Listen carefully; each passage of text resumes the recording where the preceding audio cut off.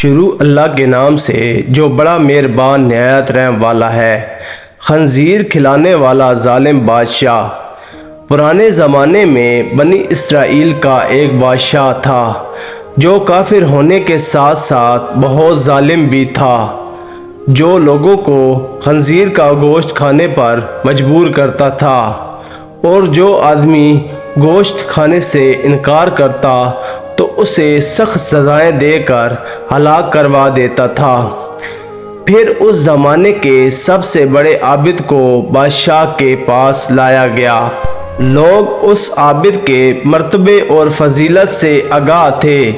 لوگ نہیں چاہتے تھے کہ اس عابد بزرگ کو بادشاہ کی طرف سے کوئی تکلیف پہنچے۔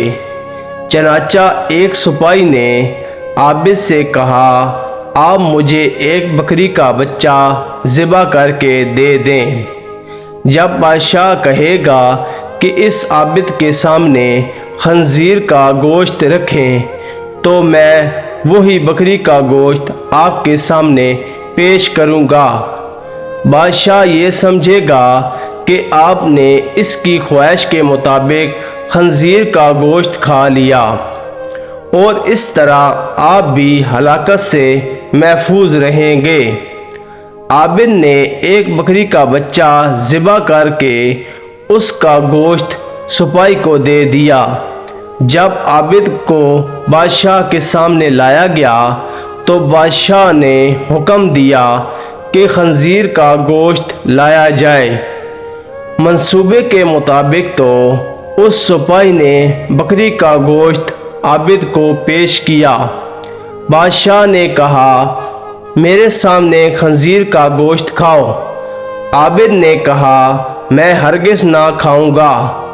یہ سن کر سپاہی نے اشارے سے بتایا کہ یہ وہی بکرے کا گوشت ہے جو آپ نے دیا تھا، آپ بلا جھجک کھا لیں۔ لیکن عابد بادشاہ کے سامنے وہ گوشت کھانے سے انکار کر دیا۔ ظالم بادشاہ نے سپاہیوں کو حکم دیا کہ اسے قتل کر دیں۔ جب عابد کو قتل کے لیے لے جانے لگے تو وہی سپاہی قریب آیا اور کہا، آپ نے گوشت کیوں نہیں کھایا؟ باخدا یہ وہی گوشت تھا جو آپ نے دیا تھا۔